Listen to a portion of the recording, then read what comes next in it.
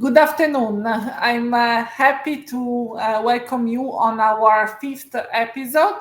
I'm Elena Deambrogio. I work at the City of Turin at the Innovation Department.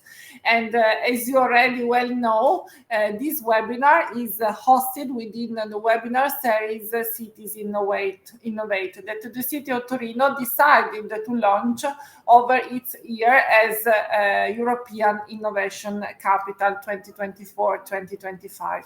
As you know, we are at our fifth episode and we are drawing our path to come in Torino in December, where the Cities Innovate guys will have the possibilities to meet in person at our conference, which will be held together with the iCapital Innovation Awards event. But let's speak about today. This webinar is dedicated to tech for cities and in particular to urban AI and ethics. So today we will explore how AI is transforming urban planning and governance, and with it the responsibilities that cities carry. So we will dive into the ethical and regulatory challenges that cities face and how we cities are responding with principles, frameworks, and applied solutions. Of course, we will speak also about the opportunities that urban AI gives to cities on how to best handle our policies and how we can be helped in managing public assets.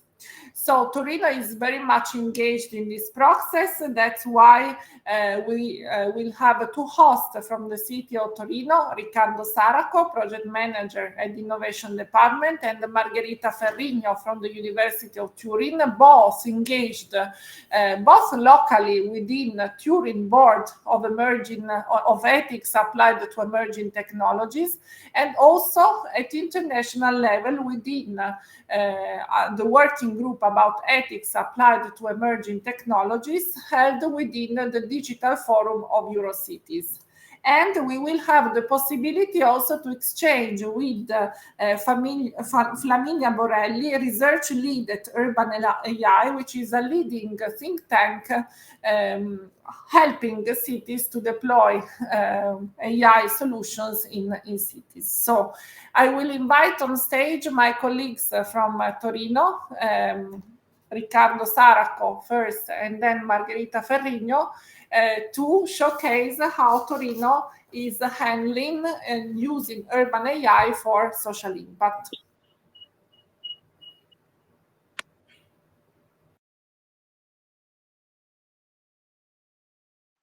Hello, everybody. It's a pleasure to be here and to report the results of the Digital Forum Lab, the working group we established last December until June of this year. And if you can start to share the presentation, I can start.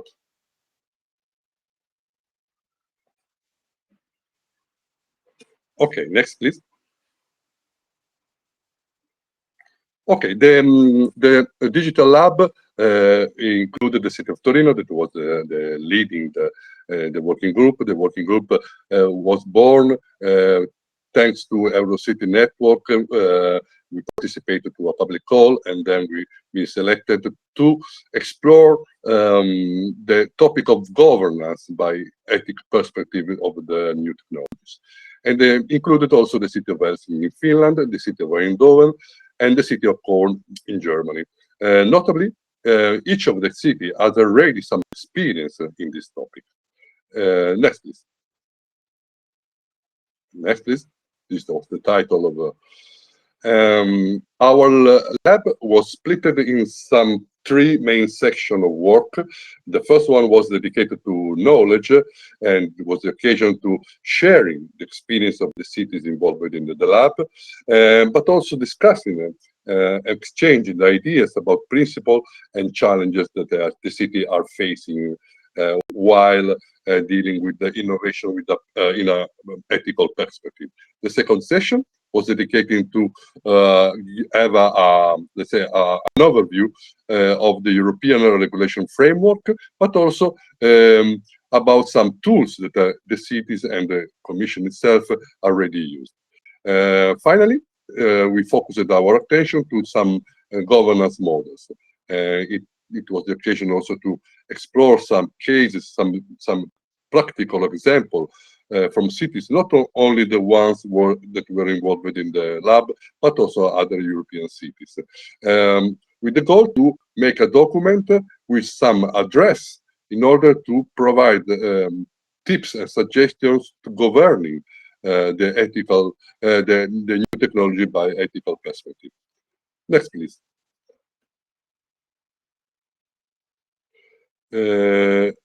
Our key messages is that responsible innovation is not just a theory. It's about making real choices every day. And there is no, unfortunately, one-size-fits-all solution for cities, because each urban context has its own special economic and cultural dynamics. This is why we promote practical tools that city can tailor to their local context. Another vital point is the local governance models. They are key to success. They allow cities to integrate ethical reflection directly into the decision making instead of externalizing. This builds confidence in digital transformation and helps overcome the widespread fear of technology that is being imposed on citizens without accountability. Finally, capacity building is crucial. It's not enough to have principle on papers. City needs trained staff, multidisciplinary teams, and platform for community engagement to ensure these principles are respected, applied over time. Next, please. Well, one of the first activities was to have an overview of the, let's say, the European framework in terms of regulation and tools. Of course, for example, the GDPR remains our bedrock for data protection and privacy. And now the AI Act introduced a very interesting risk-based approach that helps identify where oversight is most needed, especially with high-risk AI systems. But regulations are not enough. We also need some practical tools to translate legal requirements into everyday practice. And two very interesting cases are the Freya and data managed by the University of Utrecht to support ethical reflection in data-driven projects. We also see Freya, inspired by the AI Act, which guides monitoring and assessment of fundamental rights impact. Very important and very useful are regulatory sandbox that let us to test AI in real world condition under supervision, allowing innovation while managing risk. Finally, the data protection impact assessment is very essential. Helps in a very essential step for identifying and mitigating privacy risk when handling with personal data. The takeaway is clear. We now have a whole toolbox that city can use to bridge the gap between regulation and everyday practices. Next, please. And a city like Eindhoven shows us how these tools come to real life. They use moral deliberation to reflect on difficult questions and make value-driven decisions. They use different kind of animation tools like World Cafe and apply a framework like Freya and Data to keep ethics at the heart of the project. Their ethical caution, next please, train staff, facilitate dialogue, and support risk assessment, so ethics become part of the organizational structure. This approach means that the technological development remains aligned with democratic values and public interest. It's flexible enough to adapt to new trends, but always grounded in core commitment to human dignity, social equity, and fairness. In Indovel, ethical considerations are not just checks or audit. They are integral, embedded component of how technology is designed, developed, and used by the city. Next, please. We also try to build a shared knowledge base. That means speaking the same ethical language. We focused on some principles like transparency, so people understand how system works, explainability, so they know why decisions are made, and accountability. So someone, and it is crucial, is always a human being is always responsible for their activity. One key concept include inclusion, integration, security, safety, environmental sustainability, and justice, all fundamental pillars for ethical digital society. And you see then in the next slide, please. This is the ethical principle we will exchange opinion on that. Next one, please. Because we also have some practical use of this ethical principle. Helsinki is a leading example of blending ethics into tech strategy. The city follows 8 core principles to reduce the ethical risk of using data and artificial intelligence. They prioritize human oversight, especially in sensitive contexts, ensure explainability and fairness in AI services. Most importantly, citizen engagement is central. People have a voice in shaping how AI evolves over time. Next, please.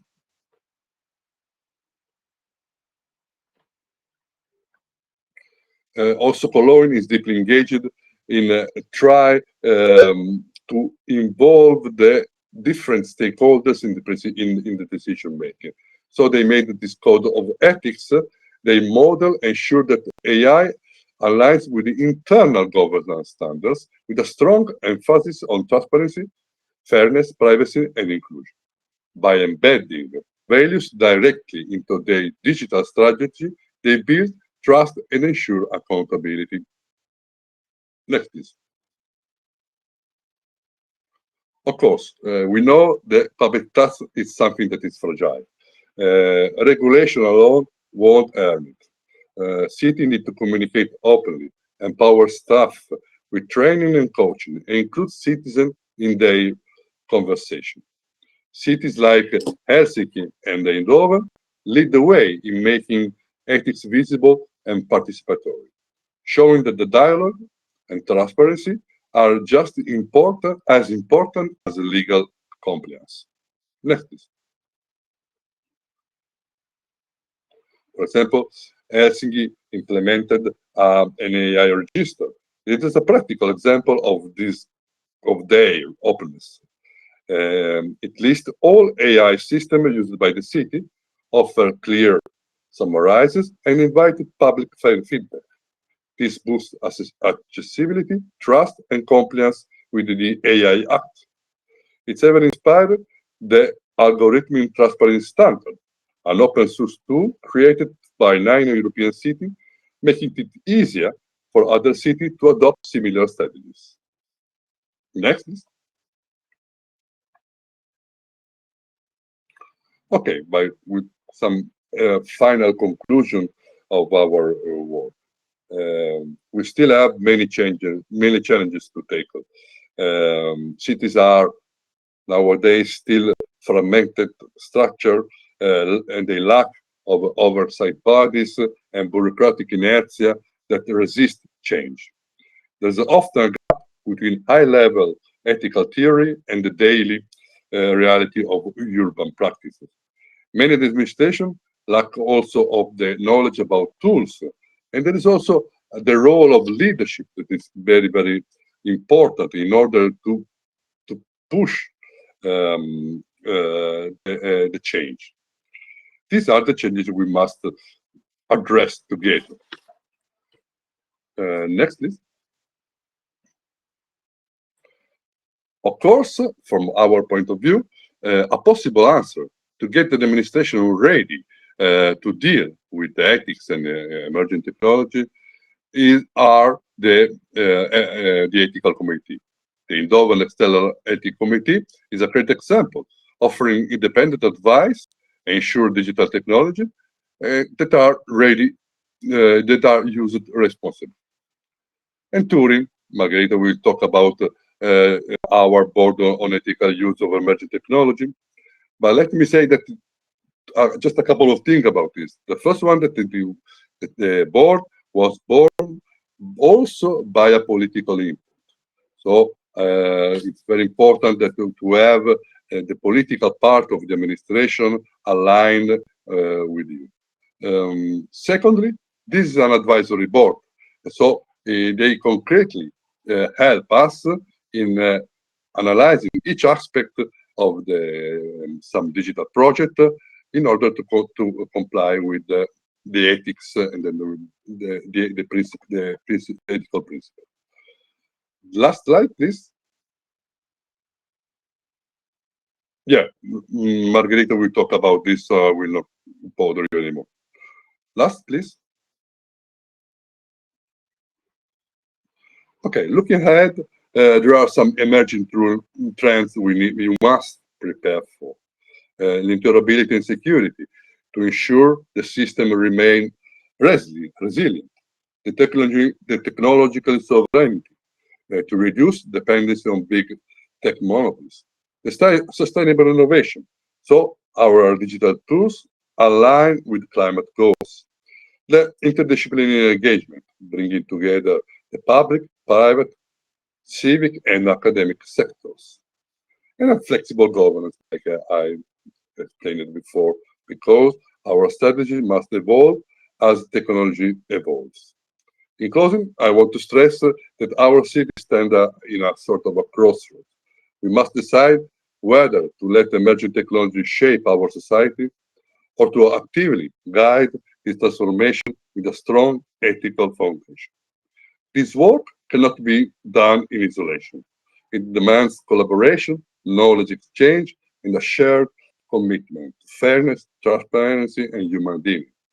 Together, we can build the tools, the skills, and the governance model that make ethical innovation not just a theory, but a reality for every city. Thank you for your attention.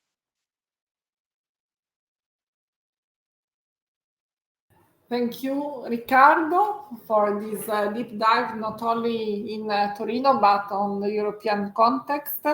And thank you also to our companion from Eurocities to have developed with us this framework. So now with Margherita, we will have a deep dive on Turin Board of Emerging Technologies. Why we have this? Because Turin, as mentioned, is deeply committed to the digital transformation of public services and is actively developing, for example, its citywide digital twin. And for years, it has promoted urban innovation through a cities as a lab approach, so enabling experimentation with emerging technologies, for instance, through Torino City Lab and its House of Emerging Technologies, including several testing activities using now generative AI for urban or public purposes. So, Margherita, help us understand how the Ethics Board of Emerging Technologies working in Torino and how it can help cities like us to really understand beforehand the impact on society of emerging technologies. Thank you, Margherita. The floor is yours. Hi, good afternoon, everyone. Thank you for the introduction. Thank you for organizing this episode and having me. I will share my screen.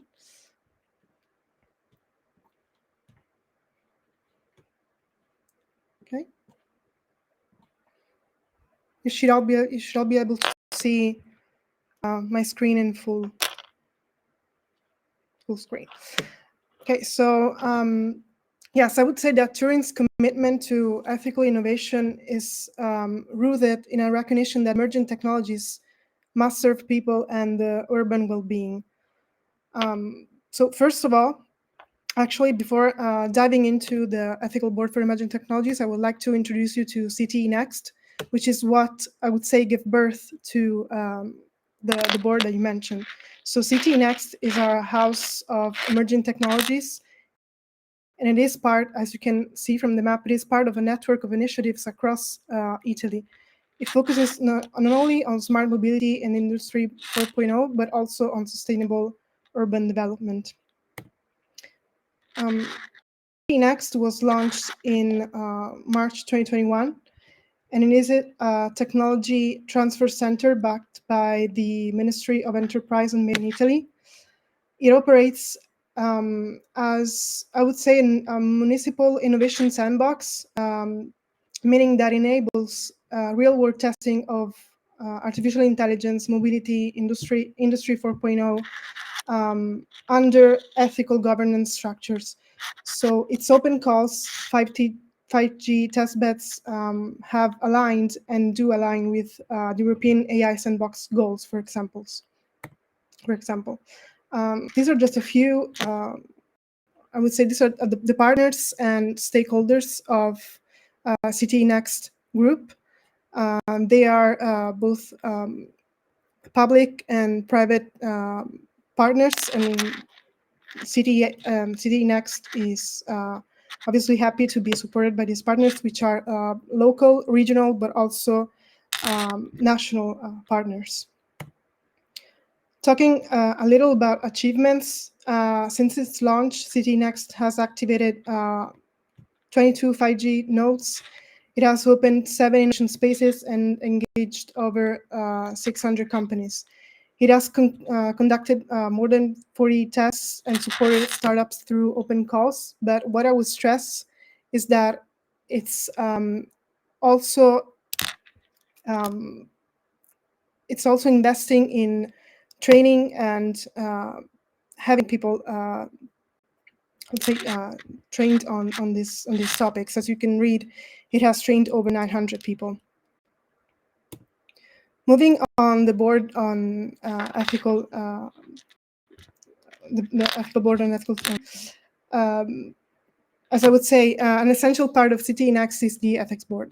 It ensures that emerging technologies are developed and deployed ethically.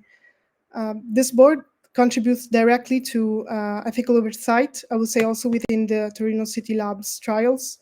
It has included European-funded initiatives like TrialsNet, and it does mirror the European AI Act's ethics and risk management guidance. Talking about objectives, the ethics board has several key objectives. It ensures that the city's innovation project comply with European and international ethical guidelines. It helps the city create policies and governance structures for the ethical use of new technologies, including, for example, data privacy. And it evaluates the social and urban impacts of new technologies to prevent or minimize negative effects. To meet those objectives, the board crafts policies that guide the governance of new technologies, ensuring that they are ethically sound. It provides advice, as Riccardo was saying, on the responsible use of AI and digital technologies, including risk management and data protection. And it monitors and evaluates ongoing projects to ensure compliance with ethical standards and societal considerations. How it is structured? The structure of the ethics board includes a mix of both internal and fixed members from the key city departments and external variable members selected based on specific topics which are under review at that moment. This flexible structure, I would say, that allows to bring in specialized knowledge for each project, ensuring that all decisions are well informed, balanced, and aligned with ethical standards. For the timeline, looking ahead, the ethical board obviously is still, as we all mentioned, is still in progress, is still working. Last December, for example, we began the first internal training session for selected city officials, followed by a session in March 2025 focused, as Elena was saying, on generative artificial intelligence applied to public digital services. And obviously, additional sessions will be scheduled as needed based on internal assessments. Talking about the City of Turin, City Next also collaborates with academic institutions. The University of Turin, for example, leads the Magia online magazine project, for which I'm editor-in-chief, so I'm really happy to be presenting it today. This project focuses on exploring the ethics and the ethical and societal impacts of artificial intelligence, and it aims to foster open dialogue on AI and its implications by bringing together experts, practitioners, and the public, obviously, to discuss how AI can be applied responsibly in society. Among our targeted audience, not only academics, as you can all read, but also experts, journalists, students, policymakers, startups, and the general public. Magia is in fact not just for scholars, but it organizes events in the city of Turin, so locally. Recently, we've collaborated with TEDx, for example, and we do maintain an active presence in social media. It's unfortunately only, I would say, highlight only in Italian for now, but magia.news is the URL if you're interested, and if you have any questions, I'm here. And thank you for listening. I hope that my presentation gave an overall review on what the city is doing, but I'm obviously here for any question. Thank you. Thank you very much, Margherita, for your deep insight on Turin House of Emerging Technologies and its board on ethics, and also for introducing the strong collaboration within the local innovation ecosystem, in this case with the University of Torino, with this initiative, Magia. So thank you very much. So it's now a pleasure for me to welcome Flaminia Borelli, Research Coordinator at Urban AI, a Paris-based think tank redefining the role of artificial intelligence in urban life. Flaminia leads Urban AI's collaboration with Cornell Tech on Intelligence for Climate Adaptation, a strategic foresight initiative exploring how AI could shape climate-resilient cities by 2034. So, Flaminia, your work describes urban AI as more than a set of tools. It's somehow an infrastructure that reshapes urban governance, behaviors, and resilience. So based on your latest research, please let us know and introduce the outcomes of your research, maybe identifying the most urgent entry points for embedding AI into urban decision-making processes. And thank you very much and welcome on board. Thank you, Elena. It's a pleasure to be here sharing with you the results of our project at Urban AI. I will quickly share my screen. I would like to say, first of all, a few words about Urban AI. First of all, Urban AI is a global think tank that is focusing on the emerging field of urban artificial intelligence. It is, in fact, a think tank that puts together a network of experts and organizations. Our focus is, in fact, to understand how AI can be leveraged at urban level to tackle the challenges that we are facing now in cities, one of which is, in fact, climate change. And so the focus of today would be how AI can help adapting cities to climate change. I will need to go a bit faster on the Urban AI presentation. So our project is, in fact, tackling the question how AI can contribute adapting to climate change. I believe that everybody here in the audience familiar with the climate-related risks and opportunities and how they put our cities at stakes today. We're talking about financial and economical risks, spanning from increasing in maintenance costs, asset devaluation, and project development interruptions when it happens, for example, for heat wave like we are experiencing now in Europe, but also community-related risks, including health and security hazards, loss of assets and housing in particular, and assets inaccessibilities, and an increase in social inequalities. So the question that that urban AI wants to tackle is how AI can help us to understand this urban complexity and the interaction between the element of this urban ecosystem, which in our view is made of people, infrastructure, and nature. So AI, by tackling differently these aspects, for example, from the structural element, by designing resilient buildings using AI, from setting up early warning systems for community and reducing the impact on community on climate change, as well as monitoring the state of urban greenery, so that in the case of again an urban an heat wave, urban greenery can resist the heat and the drought. We want to understand how AI can in fact boost our understanding and therefore action to adapt cities to a new climate. So the project has three main objectives. First of all, the creation of high value added knowledge. This partnership with the Cornell Tech Institutes allow us to reach out to experts to develop knowledge about AI and what is its role to the adaptation to climate change. And then therefore letting us building additional capacity, collecting practices, examples, knowledge, so that in fact we can consolidate a knowledge that as of today is rather fragmented and not consolidated in one big database, as well as using then this knowledge to optimize the use of AI in urban management in a changing climate. Why? Because with this, with the output of this project that I will show you now, we are looking to then offer this to practitioner, experts, governance, so that in fact they can support this transition and to a more adapted urban environment to climate change.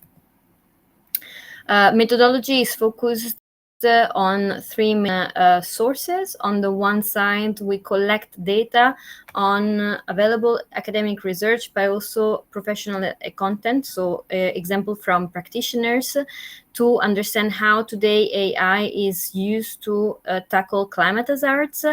Here we are talking both about acute and chronic hazards. As well as community engagement.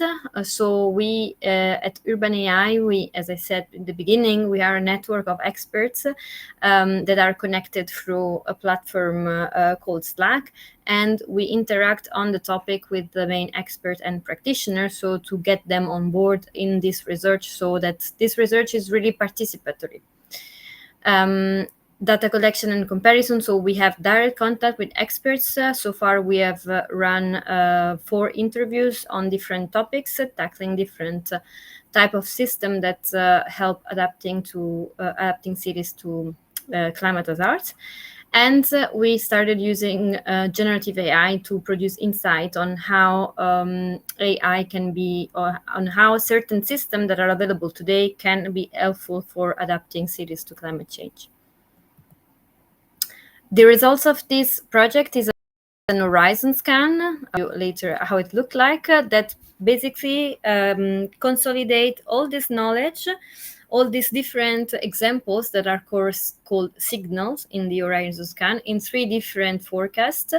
The forecast that tells us how AI will be used to increase data on cities and how cities behave towards climate change, as well as optimize insights, so how we can get a better understanding so that our action is in fact predictive and not reactive. And finally, how can AI amplify our action so that can optimize the way that we also as human beings adapt to cities, to climate change, in our cities. This is the horizon scan. This is just an image representation. What we collect in the horizon scan is the signal that then so this is the available evidence that then follows in a trend, which follows in the forecast that we have just mentioned. But maybe a concrete example, I think, first of all, so far we have collected more than 18 signals covering different climate risks in cities, going from floodings, overheat, heat stress, wildfires, landslide, and in different geographies, because this is actually a global research, so it covers not only Europe, but other type of other geographies as well. And in terms of interviews, we have interviews with different field experts covering heat stress for now, heat waves and biodiversity. And we have a publication coming up that will be publicly available. But now I would like to share with you a couple of examples before moving from theory to practice. So case studies for existing buildings and communities, what we've found on how today AI is used. So one of the most used way of AI is, in fact, comes from the real estate sector.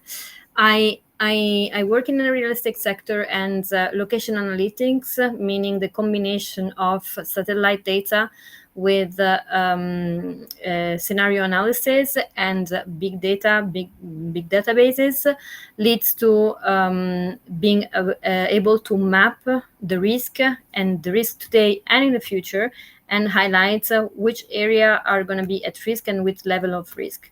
The end results of the use of this type of systems in the real estate sector, so covering also investment strategies, is to determine whether, for example, real estate companies invest in a certain area or not.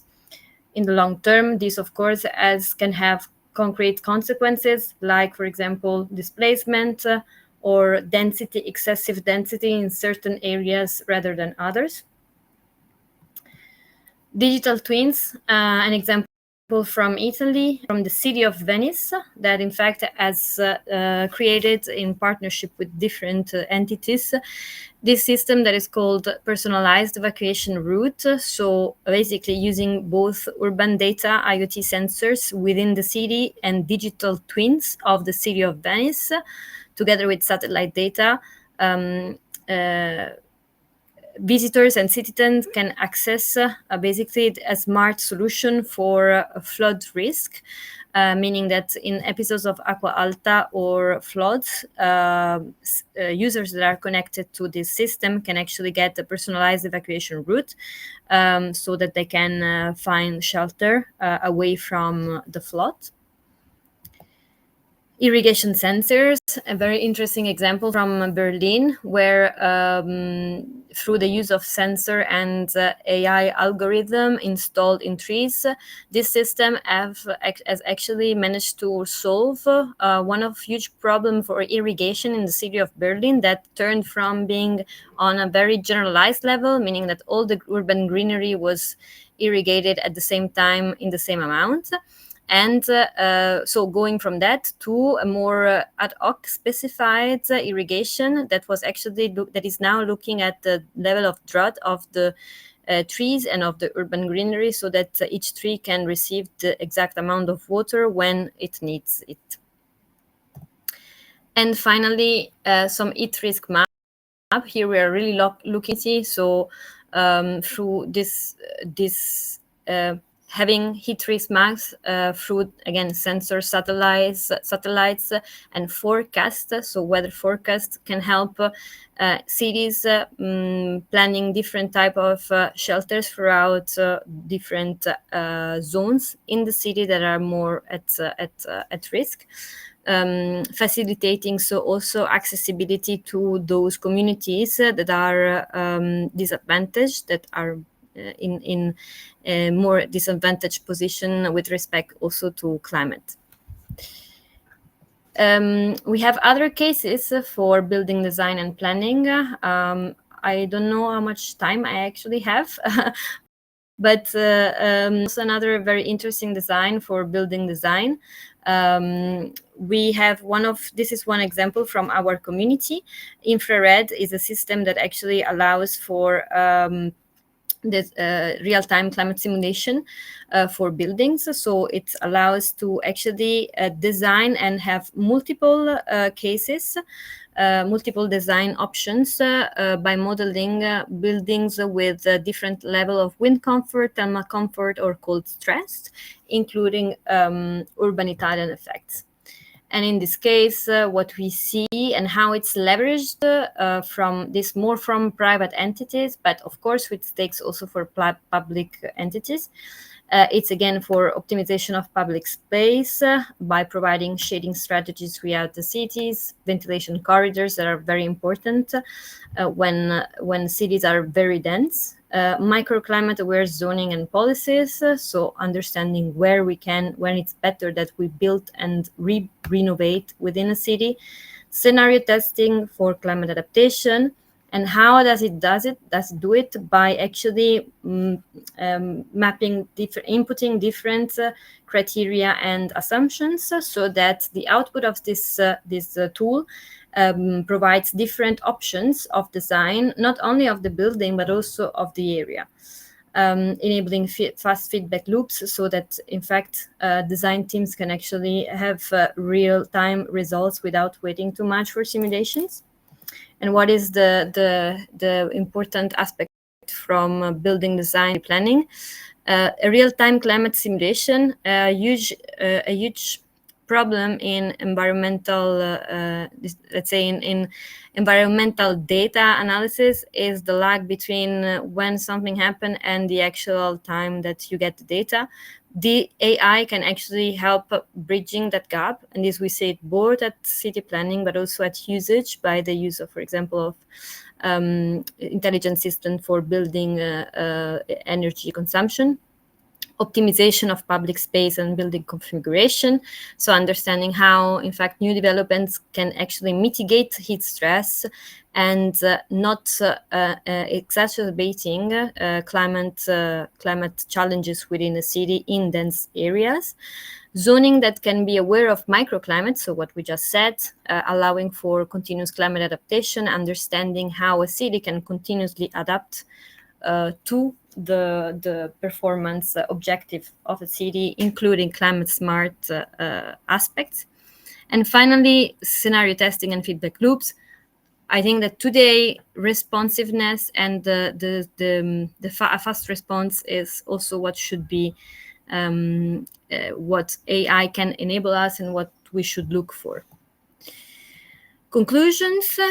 So this project, again, it's a participatory project, and we are looking at these three different forecasts. And it's very important. What I will say is that we are not looking at AI as something that needs to be used no matter what. We are looking at understanding how AI can be leveraged for the use that is conceived for. There is no AI for the purpose of AI. This is why the key points here are how we can accelerating having solutions that are targeted to tackle certain climate hazards, how we can improve the effectiveness of our actions and respond timely, and how we can facilitate access to local and contextualized climate information, so that in fact the ecosystem that we presented at the beginning can work together and adapt to a transformed climate. And again, this project is collaborative, so you can contribute to research yourself. If you have any interesting example that you want to share, you can contact us or as well jump into the Horizon Scan website. I put a link here in case you want to go ahead. So don't hesitate. We're always looking for new challenging examples. Thanks a lot.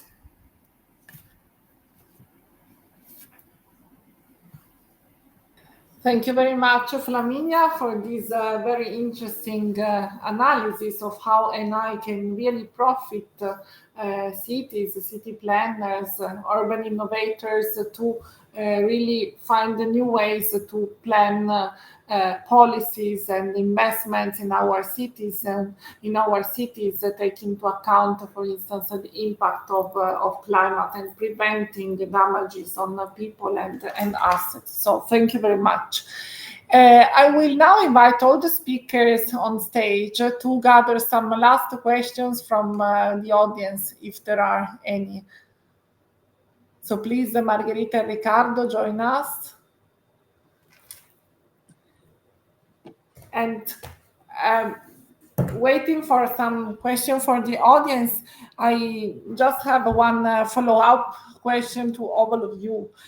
So we started thinking about, let's say, the challenges of applying urban AI in cities take into account disparities or let's say ethical problems related to its application. Then with Flaminia we have seen a lot of opportunities. So my question is, how do you see the role of public institutions in shaping not just regulation but also public trust around AI in cities, which is made up of good use cases, so how AI can profit, and also good governance, as we have seen. So what's your opinion? Riccardo, maybe, if you want to start. Yes, well, the two key words are accountability and responsibility. So the role, from my point of view, the role of the city is to ensure that every kind of project, above all the project with the new technologies, AI, and so on, should not harm it should not harm the citizen, the user, especially the fragile sector of the population. Then the municipality has the task to, in a way, safeguard each process, each project, and the service that the city is providing to the citizen, trying to avoid any kind of risk or harming the citizens themselves. Thank you. Margherita or Flaminia, your opinion, your advice? I can go first if Flaminia wants to have a second to think, more think. Well, I think that obviously public institutions play a crucial role, not only in regulating AI, but also in fostering public trust around the cities with its citizens. I think in Torino, with what we've seen, and also with the role of the ethic board, I think the role is twofold, because the ethic board guides innovation in a way that's ethical and transparency, but also it connects technology developers with communities. I think how, like we were saying before, that regulation alone is not enough, but people need to understand how AI is being used in their daily lives, because trust comes when people feel included and well informed. So that's why we need to involve citizens, experts, communities, and it's what we're doing with the board. We're involving the stakeholders in how we design and use AI in the city. So being transparent and clear about how this technology how the technologies work and what they're used for, I think it's essential. Thank you, Margherita. Yeah, I totally agree with Margherita, and in fact, I think that more transparency is absolutely needed, because in fact, more transparency on what actually, and more education on what AI is. We are using AI even now. There are AI is not just like a fancy word that we use. It's systems and algorithms. It uses a sensor, but sensor we use it for multiple things. So actually, AI is in our daily life, and people need to be educated more on what is the potential, the risks, social and environmental risk. Because here we are talking about the use to tackle climate change, but we don't have today yet a lot of scientific evidence that tells us that the cost benefit of using AI to adapt to climate doesn't actually produce more emission. But for sure, this is one thing, I think, in my opinion. So bridging the gap, the knowledge gap that there is about this, and also at the same time teaching people what I said before, teaching people how to use it, for which purpose. We don't use it just for the sake of using it. We use it to scale up our actions and our responsiveness. We don't use it just to produce nice images on ChatGPT or to stock useless data in our servers that needs a lot of water to cool down. So I think these are both needed, but I think that the projects of the board and what Riccardo also presented is all complementary to this.